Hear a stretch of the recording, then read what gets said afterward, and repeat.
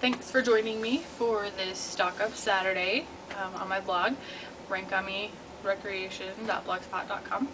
I'm going to go over the most important part of food storage that's not actually food, it's water. What we need to survive, even more so than food. And it goes pretty quickly, and I think, at least I know, it's easy to neglect that. I don't think about it. I wouldn't think about rotating through it. Anyway, so we're going to talk about that for emergencies. This is what I've got. They say that the average person needs about a gallon of water a day prepared for emergencies, which when you calculate that, I think we've got 6 of these. We wouldn't last very long, my husband and I.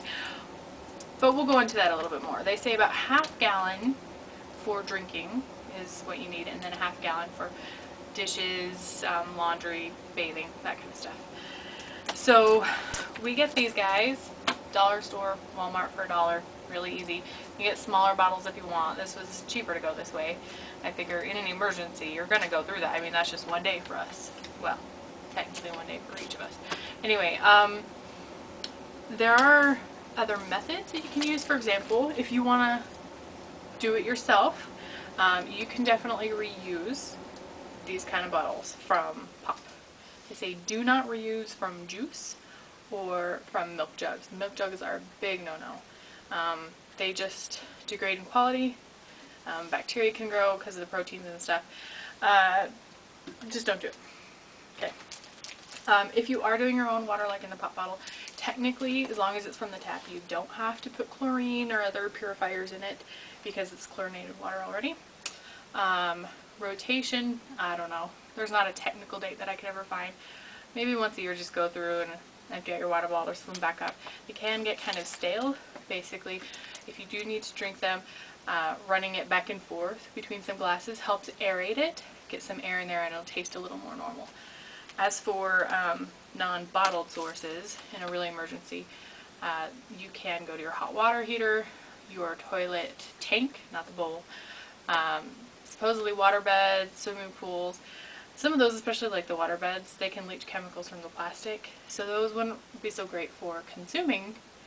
Where a swimming pool, depending on the chemical level, you might just use some bleach or other filter and be okay with it. But you can definitely use those as gray water, which is what you would use for washing your body or washing your clothing. So those are options as well. Now they say a gallon, right? I'm going to talk about kind of substitutions and how to lower how much maybe you need. So we'll go into that. So the first thing is substitutions. Like I said, we would not last very long because we do not have that much water stored up in our tiny little apartment. We're working on it, but still, we don't have a ton. But there are other things. We've got the pop bottle. Pop is not the best example because it's not really very hydrating. But if you have it, that's at least something. We don't drink it very often. It's kind of a special treat, so it lasts. Juice. Low sodium is nice. We'll talk about sodium later. We've got got a whole bunch of Concord grape juice that we made this summer from our backyard grapes. And then rice milk. Yeah, I get these free with couponing. Love it. So just a heads up, be on the lookout. One of my Tasty Tuesday blogs is going to be about using up one of these because you need to rotate them, obviously. One's coming up on expiration, and I'm going to make a pina colada panna cotta. I'm sure it's going to be to die for. I'm just kind of making it up as I go, but I love panna cotta. Anyway, back to food storage and emergency. So next, talking about how to reduce the water that we use and creatively use it. One way, again, back to this. If you have this, in addition to powdered milk storage, then you don't have to waste some of your water to rehydrate this. So I'm a big fan of making sure you have long food storage and short term, because you don't want to eat rice and beans every day for a month or who knows how long during an emergency, and then having to hydrate it and all that. So have some of this short term, make sure you cycle through it. Kind of along the same lines is, you know, you might have your canned beans, well, dry beans, and then make sure to have some of the wet packed ones. A big thing with this is I can't see how you could efficiently reuse the water that you use with beans. I mean, with these tomatoes, right, you can use that juice, that water that you hear inside. But these guys, if you're taking them dry, you're going to soak them in water to get out that nasty sugar, starches, whatever, that cause gas. And then you have to toss that water. You're not going to use that to bathe in. You're not going to drink it unless you want the gastric discomfort that comes with it. So a big way, I think, is, again, have varied food storage. Short term, long term, have a mix. Back to the salt.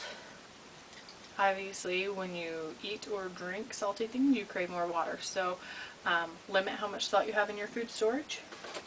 And then last but not least, a way that you can prepare so you're not using as much of your water to clean dishes is actually have some disposable dishes, which frankly in an emergency no one wants to do dishes. So that's something to plan for.